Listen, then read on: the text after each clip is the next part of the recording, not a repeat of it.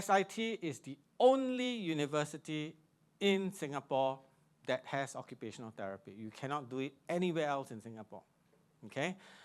Actually, SIT is the only university that has a comprehensive suite of allied health programs, from dietetics to physiotherapy to occupational therapy. So occupational therapists as a profession, we started because there are certain groups of people in society that cannot do the job of living because of their situation. Now, occupational therapy is basically, today in Singapore, is to help older people do the things they need to do at that phase of their life, and to help the families who are caring for them to be able to do the things they need to do as carers, and the things that they also aspire to do despite their caregiving. Okay, that's our job. So, now I'm at the curriculum. So the product occupational therapy sounds simple, but to be able to have the skills of an occupational therapist, like all healthcare professions, it is rather complex because it's multidimensional. So all healthcare professions share a common science. The common science is the science of the human body. Okay? So anatomy, physiology. Right? And you can see that it kind of continues on, you know. In year 1, you do anatomy and physiology. In year 2, you do pathophysiology and pharmacology. And then, of course, year 3 and year 4 becomes more applied, okay, in the professional modules. You also have to understand psychology and sociology, okay? And then it continues on in year 2 as psychopathology, okay?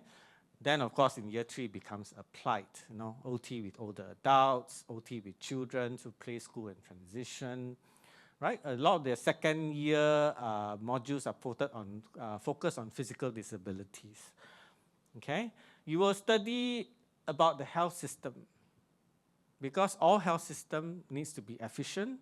You need to understand your place in the health system, and most importantly, you need to understand how the funding mechanism works.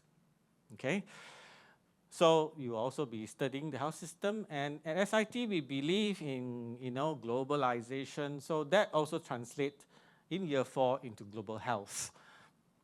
Okay, the global health system, how is Singapore's system unique or different from other countries? You need to see people as beginning practitioners, you need to see people across the lifespan. So this is very, very important. The SIT occupational therapy program, like all recognized programs by our registration board and WFOT, does not specialize anyone into anything. Okay? So if you want to do occupational therapy because you're only interested in working with older adults, I think you need to calibrate yourself. Okay? Because you will have to learn how to work with children. And if you want to come on to OT, only want to work with children, you have to recalibrate yourself as well.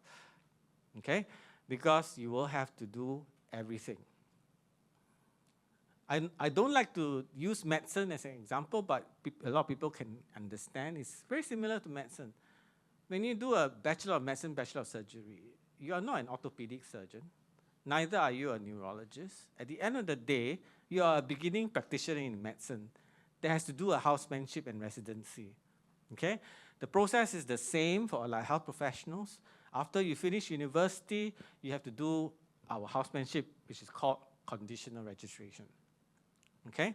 So it's very, very similar kind of process. Why is this process necessary? To protect the public. Okay? So you see a lot of modules, right? Of course, SIT is a trimester system. All these modules are spread over into trimester system. Technically, our course is 4 years, okay? But the modules are kind of like 3.5 years long, with one empty trimester at the end, okay? This empty trimester can be used if you, for example, you know, you got unwell and you need to, you cannot do your clinical practice education, then we can fit in your CPE into the empty trimester. Okay, so things like that. So, of course, overall to graduate, you will do a full 4 years. If things are routine, you will typically finish in three years, 2 trimesters. Okay. As you go into year 3, things become more integrative, and we look at more complex issues like how to get children to go to play, to be in school, and to transition from primary school to secondary school, from secondary school to polytechnic, and so on, right? Because all these are occupations, okay? The job of living. All our students will have to do an honors thesis, okay? We are an honors degree, okay? Also equally important is what I call the hidden supportive curriculum, and we are very, very close-knitted in a way. On one side, we have the Singapore Association of Occupational Therapists Student Council. So the Student Council will organize a lot of events throughout your years at SIT to open your eyes beyond the curriculum. And the University Student Management Council, which will take care of the occupational therapy student welfare. Okay? So SAOT Student Council will organize special practice events. So you get to see occupational therapists doing very, very specialized practice areas to kind of open your eyes. So when you enter SIT, you have essentially the whole package. Okay? When you enter health science cluster, okay, you have the curriculum, you also have the supportive hidden curriculum that helps you develop. And as SIT, we have what is called the undergraduate program structure, which you have to do modules like critical thinking, design thinking, and a very interesting one, social innovation project, where every student at SIT will have to do. Okay, whether it be engineering, accountancy. But the interesting thing for health science students, like in the social innovation project, you have to work with students from another cluster, right? To kind of do some social innovation, some social service kind of a project. So as I said, it's a trimester system, okay? And it's based on up to 30 credits a year. So you can see it peaks in year 2 at 30 credits, it's on the lower side in try 1 and try 3, okay? So year 3, year 4, it looks like this. You can see, right, the breaks are not many, okay? But whatever breaks you have, you try to make the best of it.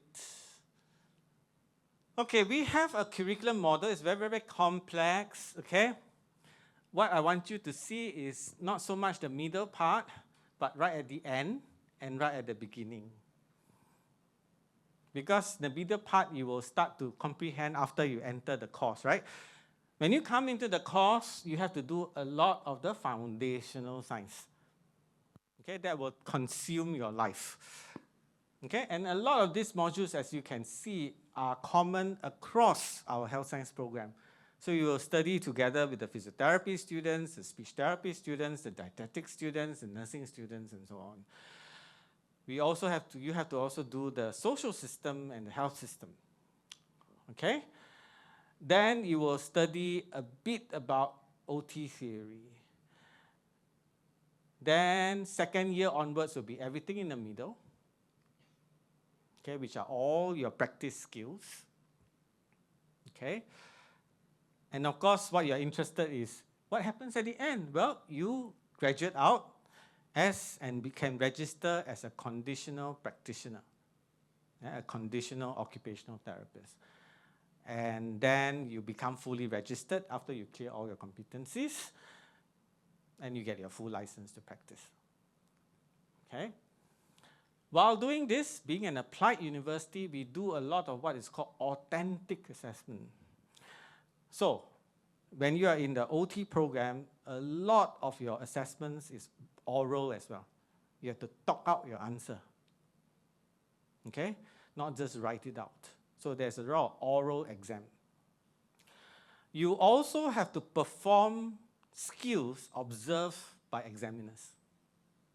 right? So it's like performance arts like that, okay? Typically very stressful for everybody. But remember, as a healthcare professional, you are always performing in front of someone. The most important person you're performing for is the patient. Okay, so always someone is observing you. So we train you to be stable and regulated when you are performing in front of someone.